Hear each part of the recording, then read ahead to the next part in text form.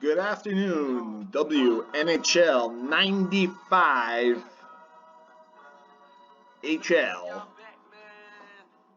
This is your host, Ultra Magnus. It's been a while.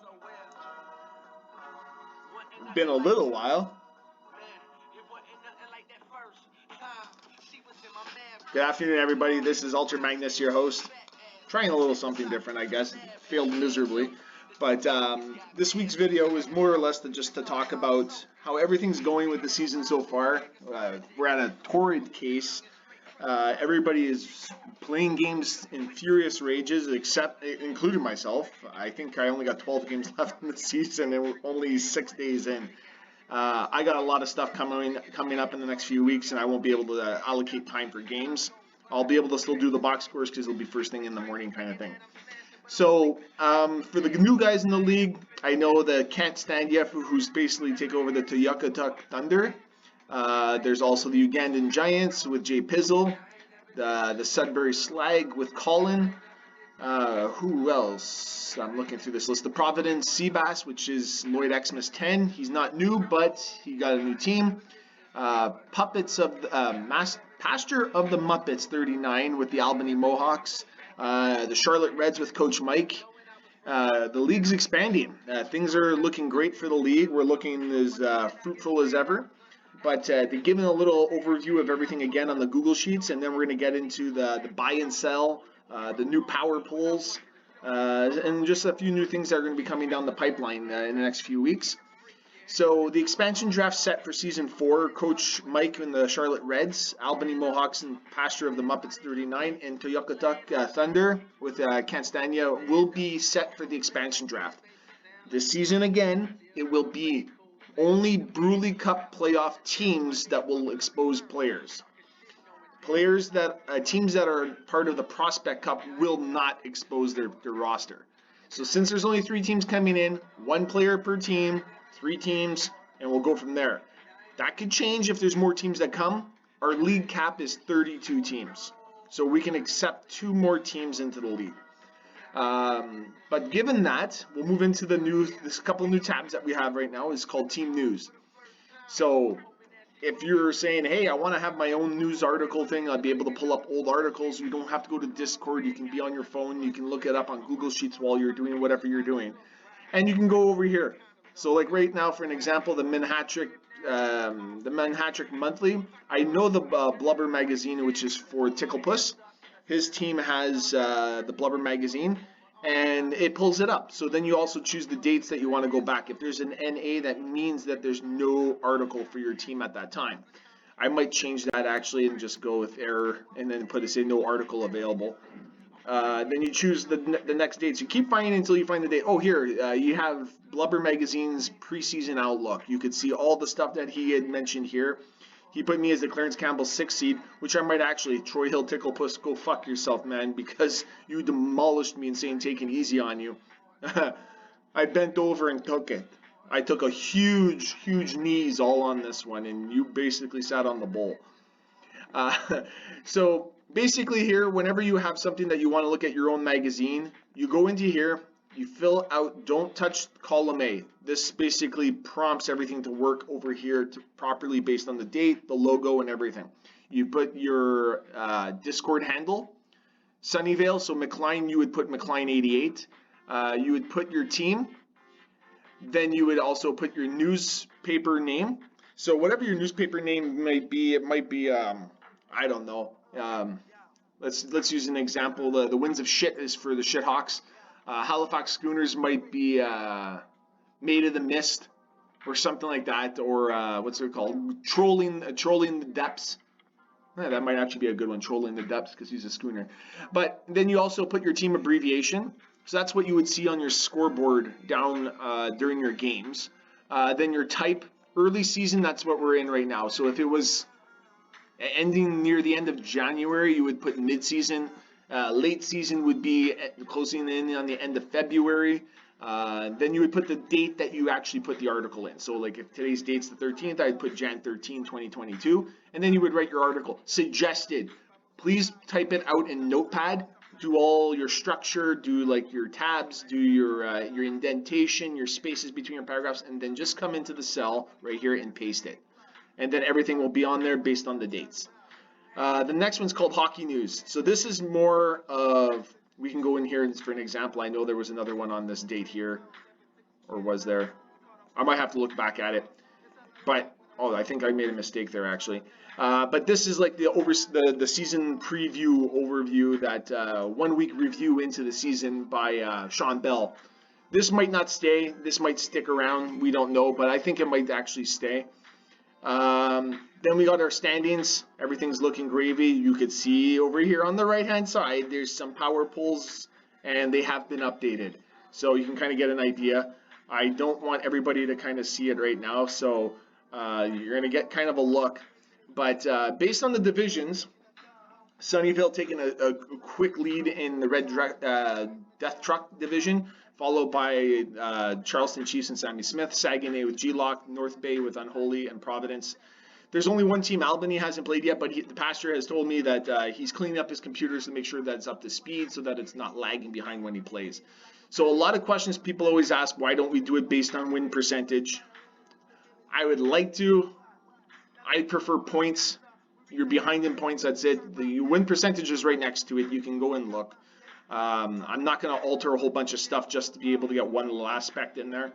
But win percentage is right next to it, and you'll have the win percentage here in the playoff picture too, so you can see how that operates. The biggest thing everybody keeps asking me all the time, we're going to go into the other conference because there's been more games played in this conference, is the conference division and C/E. So conference. This is how many games you would have to win total to win the division or the conference. So like for an example, Gambini would have to win, that's how many games you have left to win before you can win the conference title. So if everybody were to lose and Gambini were to win, which would give him 43 points, which I'm really not sure exactly how, sorry, my bad. This column here is based on how many points before you're eliminated from contention for the conference title. Like for me, I'm at 0 because I'm the conference leader. So for an example, Mohawks, if they beat everybody and everybody else loses, they need 53 points to get into contention for the conference. And then you have like say 47 points more for Sean Bell, which would give him 79, because that's based on how many games I got left. I got 12, gives me 24, gives me 79. That's exactly how it is. My bad. It's this plus the current total points that you have. So right now, the conference one, you can still technically win. So he's got 48, that would give him 96. You could still technically win the conference. So this number here is more of finding out how far you are from actually clinching the conference. It'll make more sense as the season moves along. The same thing with the divisional. So 110 points, because out of all the games you play, it's 124 points, I believe, that you can accumulate. So 6 times 2 is 120, and then 132 points if you won every single game. But the thing is that this number goes down based on your division, how far you have to catch up to first place, depending on your record. It has a whole bunch of other characteristics. But the easiest one these things make more sense as the season moves along. Like myself, I can't win the division because the Highland Wolf has 26 games in hand, which is how many games. Yeah, I think this is how many games you have left. The formula is a little bit messy. I might have to fiddle with it because this one's quite high still, but the amount of games in this division hasn't been played all that much. So Dusty Portrait, for an example, I have a 26 game lead over the Highland Wolf, but doesn't necessarily mean I'm going to win the division. He would have to lose 26 games, or within those 26 games, I would have to hope that he would lose that to be able not to overtake me. But the last column is how many points you are ahead of 9th place. So 9th place is 0. So everybody that's in green is currently a playoff team. Currently in red, you're a non-playoff team. That's in comparison to how far behind you are from 9th place. So for an example, if we moved over to here, you could see the Richfield Oracles. Let's get this over here. Richfield Oracles have 15 points. Albany's right here They have 0 point. They haven't played a game yet, so he's 15 points behind. That shows you how many points you are behind from clinching a position or getting eliminated. So clinching, eliminated. That's what the CE stands for. So the current playoff standings looks like this. You have your win percentages here. So say the Gopher and the Highland Wolf, their win percentages are pretty close. Yeah, okay, the Gaelic Gopher wins more because he's got more wins in comparison to his percentage of games played. Doesn't necessarily mean that that will be his finishing percentage. And then you would also see the Prince of Wales.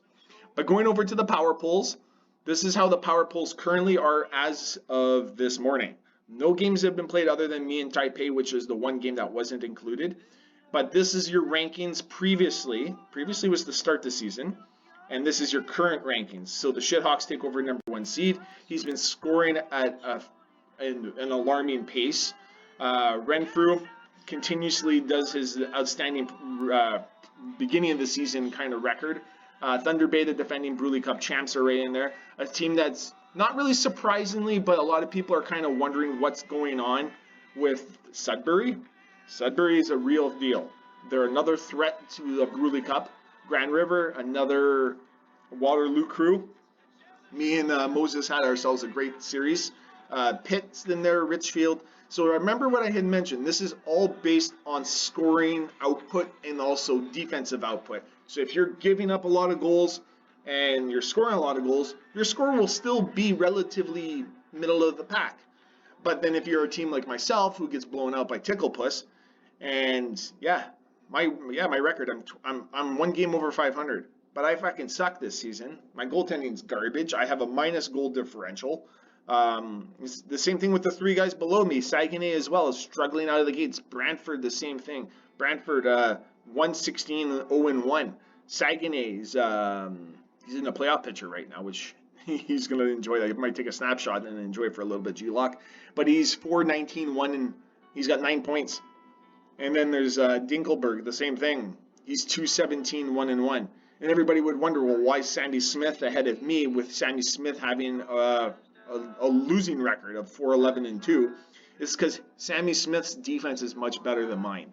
His games are not blowouts. He loses maybe by 1 or 2 goals. He doesn't lose by 6 or 7 sometimes. That's me. I've lost 1 game against Ticklepuss, 9-2. I got shut out by him. The Highland Wolf swept me in 4 games. Me and King Raff played yesterday. King Raff beat me 4-3, but I beat him 6-2. There's games that I'm losing. The margin of victory is wider, which brings down my overall score. So everybody can see where they are. Like even King Raff, he's only played. I think King Raff's only played 4 games. Yeah, he's 2-2 in his 4 games. So his score fell down because of where he finished last season at the alarming win percentage. I think it was 29-1 over the last 30 games. So the power polls will be updated weekly. So don't worry about what they are right now, but it gives you kind of a snapshot of how performances are. Ticklepuss, you're ahead of the Highland Wolf. You can hang your hat on it again this season. The team tab, I'm going to increase the size a little bit more so we can see a little bit more. Is that I'm going to go through all the teams here, and we're going to see what, basically, do I buy or sell how they're performing this season so far. Right now, Albany, neutral. I have no idea, but given with what his roster holds, Gretzky and Rosinski are likely going to be his focal points. Nordstrom on defense might help out a bit, and Ron Tugnut. So right now, and then also when you see here, I found out something in the player records. If you acquire a player that held a record before that beats your previous goalie's record, that player's record will take over. So I got to find a way how to eliminate that. That's a little bit of background work. And also, if you see an error here, is because that team did not exist when that record was currently broken. So for an example, the Minnesota Mullets might hold a record for the first 2 seasons, but then they became the Minnehaha Swayzes. Yes, for Segathon, his record would have been broken, but it wouldn't have been by the Minnehaha Swayzes. It would have been done by one of his previous teams that he had before. If that makes any sense, I'll get to it when I get to a team that explains like that. So you have your little snapshot of your fast team facts, your team records, your player records, your individual stats, your goalie stats. This will move. You can go based on per game or team stats, and then you can also go based on all the categories and see how your team's distribution is. The blue spot here is just for your divisional opponents, just so you could see who's your divisional opponents. You play them 4 times, everybody else you play twice. Down here, I couldn't do it because it goes in alphabetical order. And then also you have your rankings over here. So you have your categories, you have your league average, you have your team stat, and where do you rank in the league. So some of these stats, like shot differential, obviously Albany's ranked 18th. He hasn't played a game, but everybody who's a negative would fall behind him. This one here, penalty kill, I got to fix the formula. I think there's something wrong with it. But other than that, all the other rankings are in place. I think percentages I can't actually keep. Well, actually, I have one right here for power play. I'll have to sort it out. And then you also have your team overall for this season. And then you're also where you currently stand in the power poll rankings. So Albany, I'm neutral right now. The Anaheim Ducks, I'm always buying on King Raph. Early season struggles from last season showed nothing of what he was able to do in the home stretch. Playoffs were a little different story. We played last night. King Raph hates the down B, but he used an up B on me, which is a little trickier because normally when you press down B, you're pressing down and B. I think in this case he just pressed B, or maybe a combination of up and down at the same time. I don't know. King Raph has magic fingers, so who knows what the hell he's doing. And he has magic thumbs, magic fingers. They're all phalanges in one way or another. But I'm definitely buying what King Raph is selling. Autobahn. Early season struggles. It seems like he's firing blanks right now. He's out of sorts. His games that he's lost 2-0 and 3-2. The only game that was outbalanced was the one game that he lost to Sean Bell. He lost in overtime. Oh no, he won in overtime, and all his other games are pretty damn close. Like his ranking shows 24th. I think he's more into the, based on the score differential, it's gonna be harder in the beginning of the season. But he's fighting right now. He's holding the stick maybe a little too tight. Maybe he's making an extra pass when he should be shooting a little bit more. We really don't know. But I know with Autobahn, I'm neutral with them right now because I would have to see more before I can actually buy or sell on it. But I do think that they're gonna turn it around. They're too good of a team not to do so. The Bennington Dusters, Brantford Smoke. I'm definitely selling what Gambini is selling. Came out of the gates a little hard. He's 2-12, 0-3. Kolzig's gotten some action and has played a lot better than Jeff Hackett has. But the thing is with Gambini, it's maybe a lack of inconsistency. Maybe, but the thing is his games are not overly all that bad. He has been shut out quite a few times already this season. He's been shut out 4 times, 5 times, 5 times on the road, or I think it is. No, 5 times at home and twice on the road. So he's already been shut out 7 times. So a lot of his struggles is just putting pucks into the net. With the roster that he has, I feel like he's going to turn it around quite quickly. The only thing he has to focus on right now is consistency. So I'm selling what Brantford is selling right now, and I'm not willing to sell it. I'm just selling whatever stock I have in it. Not saying I don't have faith in Gambini. It's just I don't have faith in his team within especially the division of chaos that he's in with Renfrew Creamery Kings, Thunder Bay, and Ticklepuss. And even now with Coach Mike with the Charlotte Reds, it's going to be a battle every season. It's going to be really hard for him to be able to have a division title to his notch. Charleston Chiefs, I'm selling what Sammy Smith is offering. It has a good smell, and it's good presentation, but it tastes like shit. His games have been close. Like even looking at his schedule, there's a couple of oddball games, like the 4-0 against Dink, which was an anomaly. Same thing against Renfrew, and all his other games have been pretty close. Maybe the one against Saguenay where he lost 6-3, but all the other ones have been pretty close. He hasn't been really shut out all that much. 1, 2, 3, 4, 5. He's been shut out 5 times, but I think the thing is with Sammy Smith, he holds that stick a little tight as well. But he's got the firepower. McSorley's got 4 goals and 5 assists on the season for 9 points, which gives him second on the team. He's checking at a pretty high clip. And here's an example where I was saying with the team records. So like here, NAs means those were when he was with the Minnesota Maximals in season 1. So those are records that were broken in 95. Not in 96, some of the records here were held by Ronick, broken by some other records here in 96. If he breaks any of those records throughout the season, they will be replaced by his Charlestown Chiefs. If you're a team that's never changed their names, the records will stay the same as long as you don't change your team name. Just as a piece of advice. Next team is the Charlotte Reds. Coach Mike, I'm buying what he is selling. He's offering something that this league has an abundance of, is top-tier talent. He started the season off with, I think he played me in the first game of the season. He smacked me 5-2. I wasn't expecting it.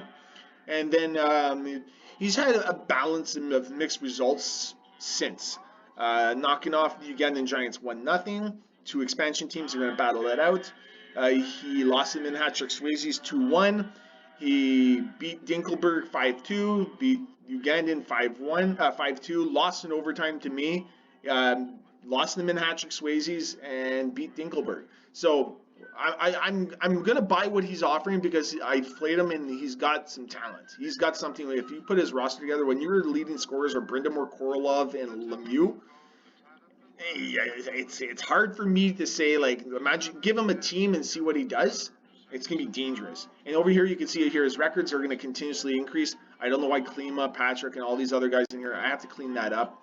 But once his points get higher, they'll soon take over. Like here, most goals is 11 by Brindamore, not by Klima.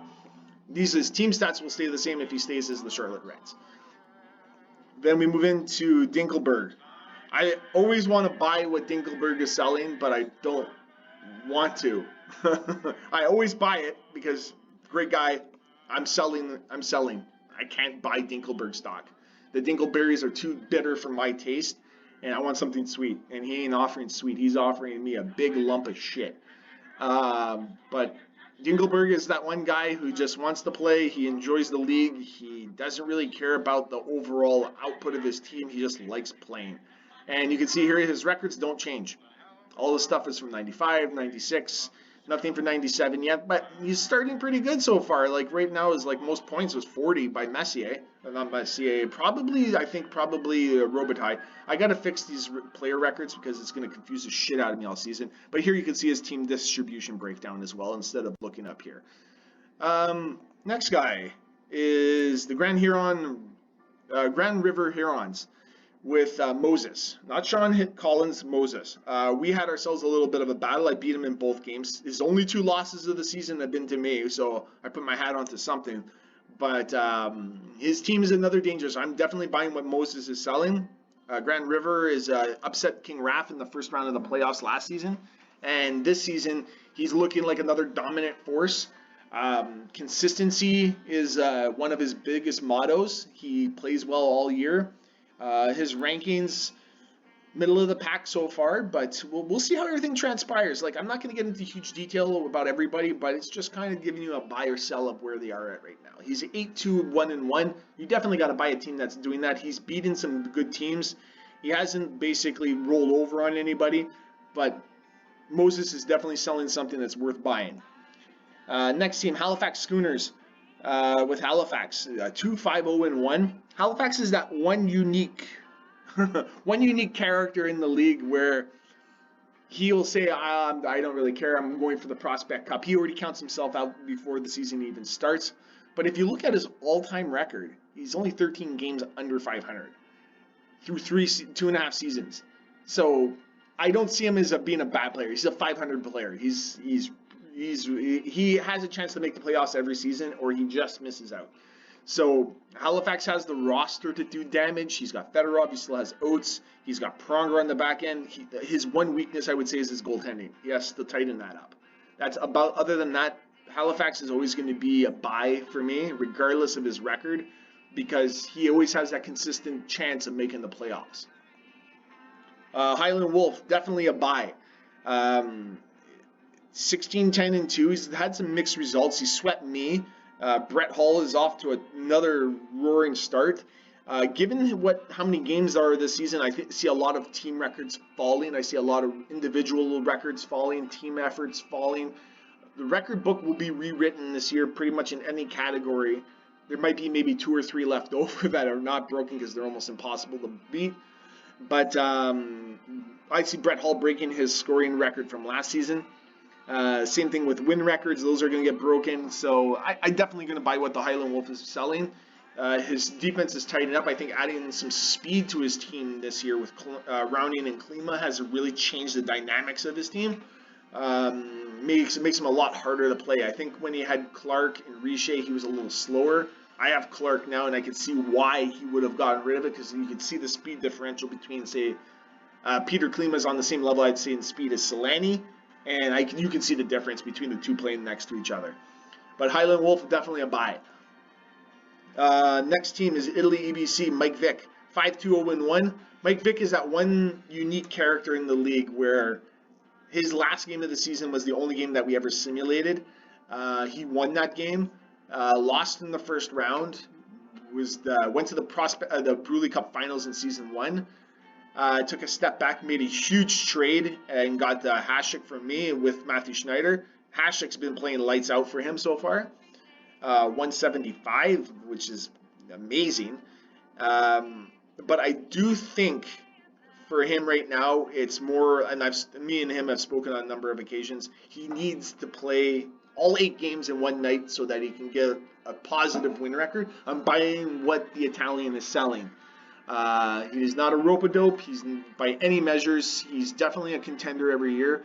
But now with more high-level talent coming in, it makes it harder for guys like himself and myself to stay relevant, I'd say. But it makes the league that much more fun knowing that there's guys where you're like, you know what, they're just better than me. Mike Vick is that one guy. I think he's just better than a lot of guys in the league. Even though he doesn't give himself credit, he beats himself up a lot. He's Italian. It happens. But buying that pasta all day long. Next team, Minhatrick Swayzes. If you do not buy stock in the Swayzes or the Mullets or anybody that Sagathon puts on the ice, you're a fool. He's one of the most balanced teams. It's the first season where he has not deployed a goalie by committee. He's leaning on Kay Whitmore with a 158 goals against average. That's unheard of for a shitty goalie like Kay Whitmore, especially the name Kay for a guy. I don't know. I'm just that way. And you can see here for all the stats were based on the Mullets history, not the Swayzes history. So, but given that, the Minhatricks have been already a tough out. He's middle of the pack in the stats because of how many games he's played. He's only played 12. But his games have been mixed results. He's beaten me twice. The games that he has lost, where are the games that he's lost? Where has he lost? He lost to King Rap, I know that. And he lost to the Pink Elephants 1-0. So his 2 losses have been basically 1 overtime losses or just before overtime. And I saw the video from King Raph. Mullets, throw the puck away. Do not try to go into the corner and be fancy. You get burnt. But I always buy what Sagathon is selling. Definitely. Next team up is the Gophers. I'm on the rise of buying more stock in the Gophers. His record doesn't show it overall, but this season, 14-9-2-1. With the Gaelic Gopher, has turned things around. He's made a couple of moves. He got rid of Gretzky, which I think was probably the most boldest move in the offseason, but also the smartest. He's built for the future now. Gretzky has, I think, 2 seasons left or 1 season left, and he added Gonchar in the mix. Also adding Jamie Landenberger. He's also added Roman Harmonic. He's added himself a team that's going to be competitive this season. I see him returning back to the Bruley Cup playoffs this season, even in a tough conference. Tough outs, I just see that he has the opportunity. He might even have an opportunity to win his division. He has a fellow Segathoner with Richfield Oracles. I don't know if that might be a battle of the Brews, but they have a 4-game series against each other. So hopefully on their part, they'll be able to sort it out, and that might be the determining factor of who might win that division. Not to single out Grand River, not to single out Sugar Valley or Sumter Trash. It's just a good old-fashioned Boston versus Montreal type series. The next team on the docket is the North Bay Knights. Right now, North Bay's only played 2 games, so it's kind of hard to get a gauge. But 2-0. came out of the gates. Jagger's led the pack for him. He's like I said, the unholy has told me that he says it's just getting used to the whole league and then also getting used to different styles of play. When you play 3 or 4 guys all the time, you learn the styles. Everybody kind of has the same thing. Nobody really breaks out of the mold. But when you got guys all across North America playing, it's kind of hard to stick to the same kind of algorithm that you're applying to every game. You got to break out of it. You got to change your style. Unless you're McLean and you stick to the cross crease, the guy's a master. I am never going to take anything away from McLean because what he does, nobody can replicate. There's nobody in this league that can replicate what McLean does with cross crease. He's just a master at it. But North Bay, I am indifferent right now because we don't. It's such a small sample size to determine where we're going with it. And how he played last season, he pushed in and got into the 8th spot and got swept by Sean Bell with Thunder Bay.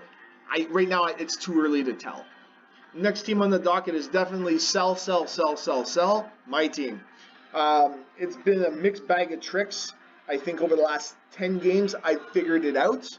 I found my line combinations that are going to work well for me, and I figured out how they're going to benefit me.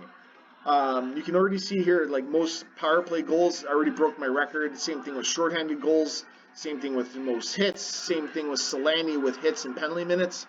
Those records are broke. Yes, I'm number 1 in the rankings pretty much in almost all categories because I've also played probably more games than you could put 2 or 3 teams together with. You can see my schedule's almost done, but like I said, it lets me focus more on what I need to do overall. I just got some things I got to sort out myself. I think I actually have a mistake here. I'm 26, 25. I think one of the ties might be wrong or the overtime loss, but it doesn't matter. But overall, I'll if I get into the playoffs, it's very by the skin of my teeth, and it'll likely be my 3rd season in a row as a first round exit by the hands of, I think it's going to be either Sean Bell, Renfrew, maybe Richfield, possibly, or maybe the Gaelic Gopher, who knows. But definitely selling the Cyclone business. Don't even bother getting involved. Next team on the docket is the Pitt Intramurals with Adolf. Kind of gone MIA in the last few days, which is weird because Adolf's normally a guy that's on there playing like a rabid case. He's like he's basically a golden retriever on a bone. He's gonna hump the shit out of it. But he's been kind of MIA. Maybe he's got some stuff going on. I don't know.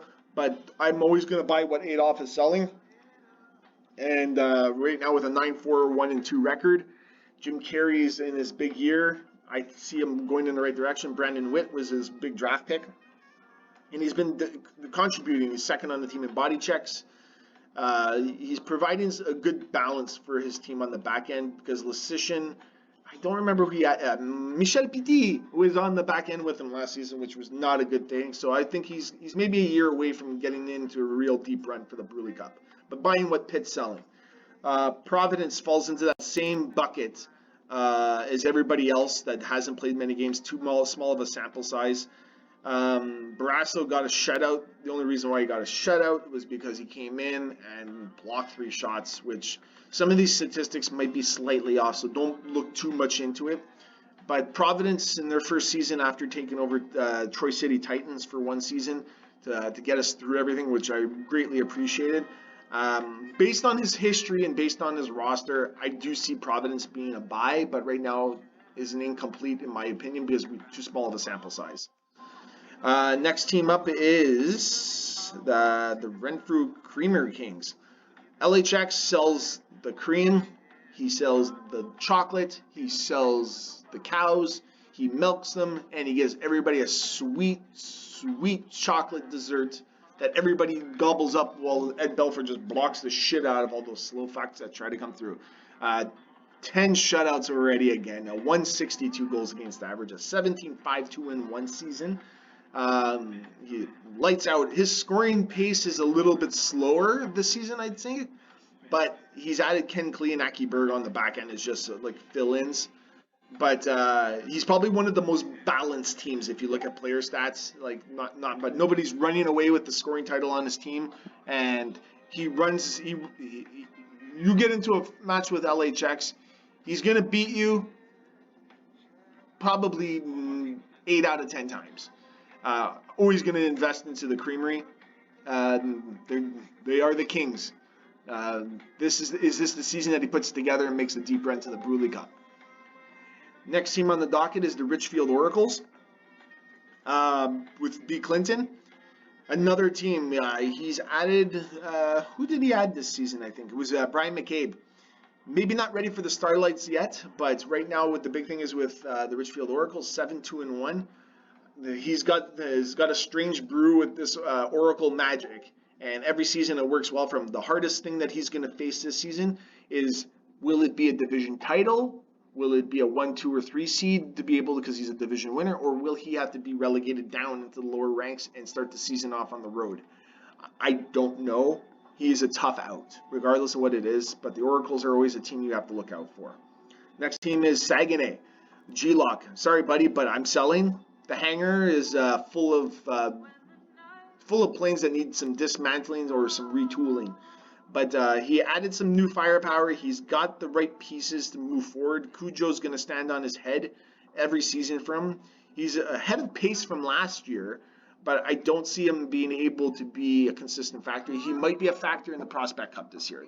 Sorry, Julock, but you're in a sell mode right now as well.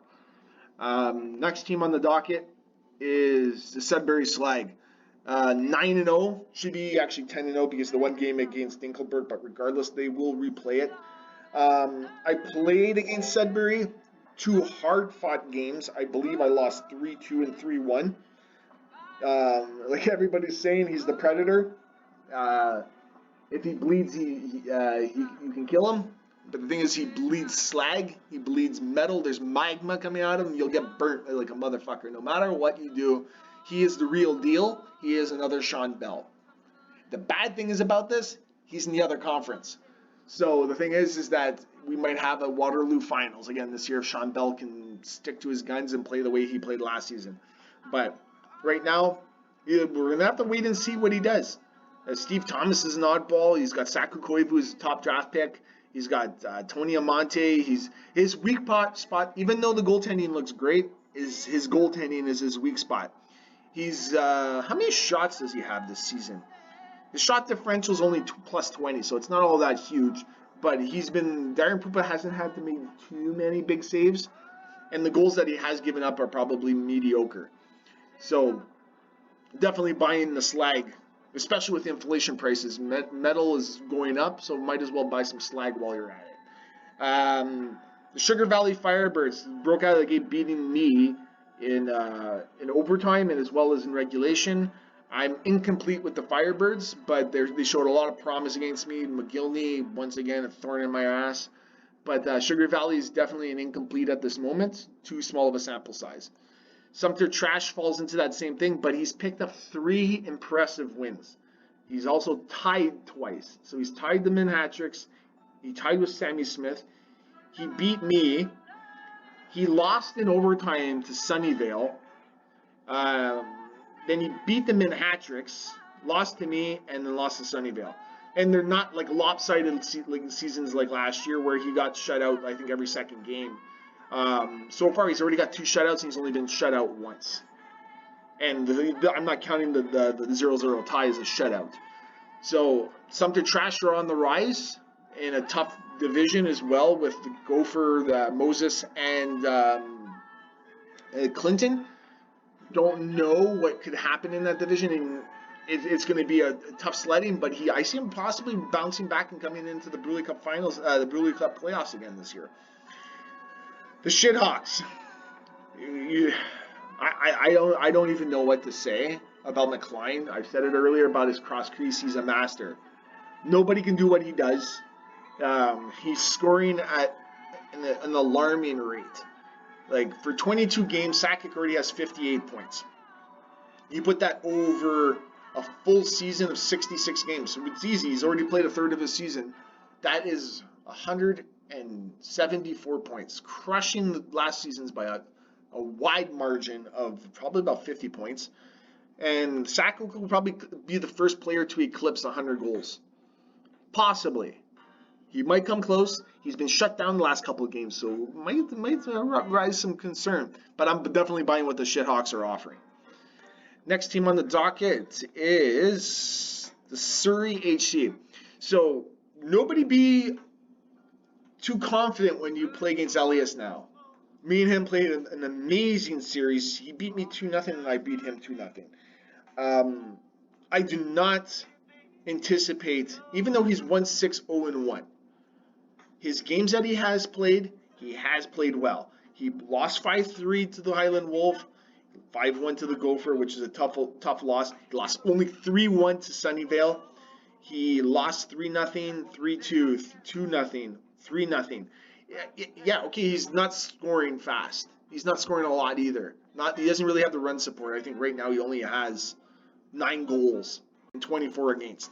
But the funny thing is that his goals against, he's not getting blown out like he did last season. He is maybe not a threat this year, but he is a threat for the Prospect Cup. I played him. He plays fucking tough. He body checks, back checks, gets a lot of shots. Even his shot differential, minus 35 is not all that much. Over 8 games, it's 2 shots a game. That's pretty much about the difference. 2? 8 divided by 35, 24, 4 shot difference. Not a huge thing. When you start seeing a minus 70 or minus 80, then you got a problem on defense giving up too many shots. That might be me. Next team on the docket is the Taipei Typhoons. With Nathan NB, 4-6-0-2. He's bounced back after starting the season 0-6. He hasn't lost in his 2 games, in his last 6 games. Sorry. Me and him had it. Where is it? Or 0-4. Oh no, 0-5-1. He started the season. I beat him today. He beat me. Overall, I'm buying what the Typhoons are selling. They're going to be another tough team to beat. Playing in the other conference, he might have an opportunity to get a division title, but he's got tough sledding in his division. He's got Autobahn and King Raff.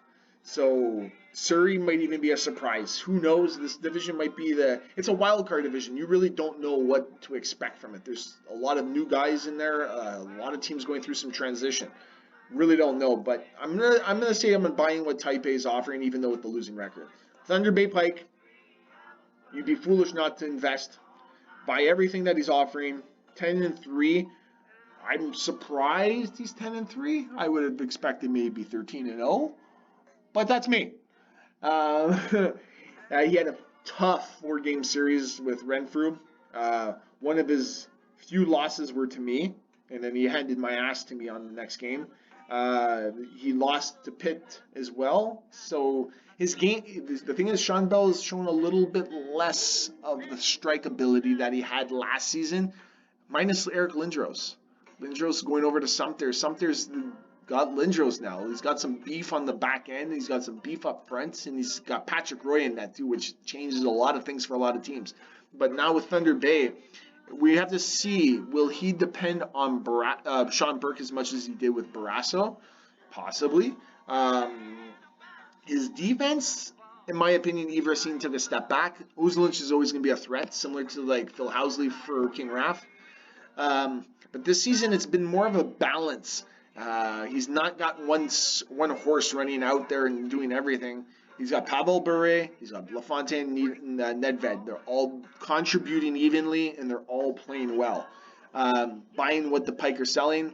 I'm at the bait stand, and give me as many boxes of worms as you can, because there's Pike are biting.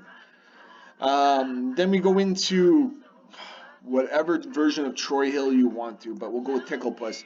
An incomplete Ticklepuss, I'm sorry, but you're an incomplete right now for the main reason that you've only played 2 games. Granted, those 2 games were ass kickings of me. You basically kicked me all over the ice.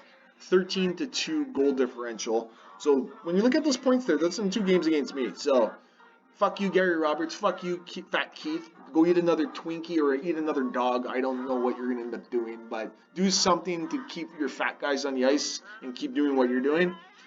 But Troy Hill is always a battle. An incomplete, but with a huge potential to buy.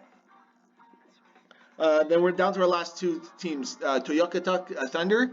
I got to play Can't Stand You last night. The games were both 4-1 and 5-1. He is playing with a Pitt intramurals type Pitt type team from season 1. He best of the worst kind of thing. He does have some decent players. He has potential. The thing is, with his roster being one of the lowest overalls, and he isn't in, I wouldn't say a weaker division. Like I said, it's a wild card division because there's so much question marks about that whole division. He might have some chances to be able to make some waves. We'll have to find out. I really don't know. An incomplete right now, even though 0-2.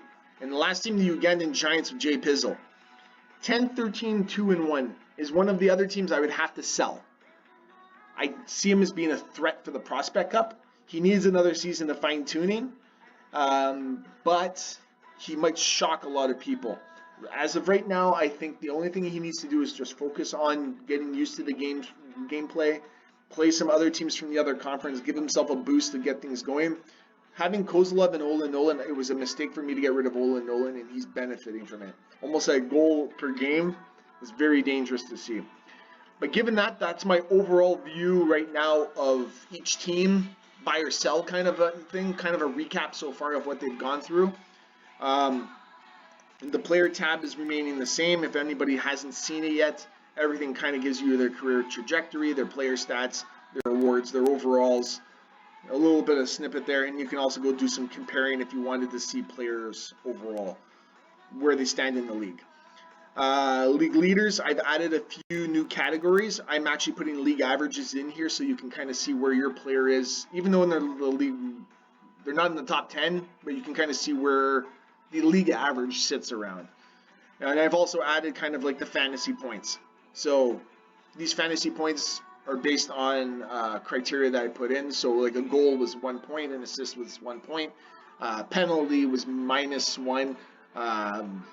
What else would something be? A shorthanded point was worth 2 because shorthanded points are worth a lot more in my opinion. But just kind of stuff like that, and the same thing for goalies and defense. And then teams, I basically all the same statistics. I did add a statistic though here on the team tabs is penalty shots. Penalty shot goals and assists. Penalty shot goals and penalty shots. I think I messed that up. That's supposed to be penalty shots and penalty shot goals. Sorry about that. And then we go into the leaders, the win probability. So you want to put your team in there. So like say I'm playing against, who do I have left to play? Let's just say I'm playing the Shithawks again, just for fun. You put him in here. He's likely to score at a 4-2 score against me. That's kind of in the average. The probability is an 81% chance to win. It's based on all the stats so far this season. So just if you wanted to see that, you can even see from previous seasons. You can go 96. It would have been a closer probability. 95. A little bit more onto McLean's side because everybody's still getting used to each other. But you can play around with it. It's pretty fun. The bracket, as well as I've added the new teams into it. So Prospect Cup, the ninth seed becomes the team that gets like a first round bye and takes on the winner of 11 and 14, and then the winners of 10 and 15 and 12 and 13 play against each other. That's how it's going to be. And then the 1 and 2 and 3 seeds, yes, they might not look like it right now, but I will change it based on the 1, 2, or 3. So division winners will automatically get 1, 2s, and 3s. Records, like I said, this is going to be blowing up. There's going to be a lot of 97 stuff in here inside the years. All-time leaders still there. This we don't need. This is just basically pulls all the data into the all-time leaders. Crazy to look at. Ed Belfour's already got 40 shutouts. Awards, active players. This is basically so you can see everybody's ratings as their teams progress. I'm adding in some categories to fill in the blanks, like I said. So if he's a 77 here, he's going to be a 77 in the blank season. Could be because of an injury, contract dispute, could be playing in the, overseas, whatever it may be. That will be adjusted. Then you also got the player database, so you can go in here and find out which players are available each season, when they're retiring. This is every single player we're going to have until 2022. If you want to see what players in the league are right down here, you can even look, say, where are some free agents. Oh, here's Seager is a free agent. He's a 71 overall this season. Glenn Anderson's a free agent, but he retires. So it's like, why would I pick up a guy who's going to retire? Maybe he can maybe help me. Then you got like Steve Konowalchuk, which I'm surprised nobody picked him up. Who else is in here? There's not really many like talent guys that are down there in the free agents, but it just kind of gives you an idea. Then you got the ratings database, which you can pretty much put in. Somebody did something here. I think it was myself. Is that you can go here and change Kevin Weeks for, let's just put in Teemu Selanne. And it'll show all Teemu Selanne's career. It'll show his overalls and who he's played with in each of those seasons. So it's just a fun little tidbit to have. Then there's the draft history, so you can go back and see who's played with who, or where they were drafted. But that's also available on the player tab, where you can go over here, and it even says right here. So like a guy who was drafted recently was Peter Sikora, 1997 first round. He was the 23rd overall and drafted by Sunnyvale. So you can see that easily. Another player would be Dominic Hasek. He was drafted by me right here in 95, but now he's currently with Italy EBC. Just kind of gives you an idea of what's going on with that. And then the last kind of stuff over here is just stuff that I operate in the back. You got your box score. But other than that, if there's anything you guys want to see, I've started allocating some of the work. But other than that, this is your host, Ultra Magnus. Keep playing your games, guys, and it's going to be a great year. Mine's almost done. See you guys next week. Bye.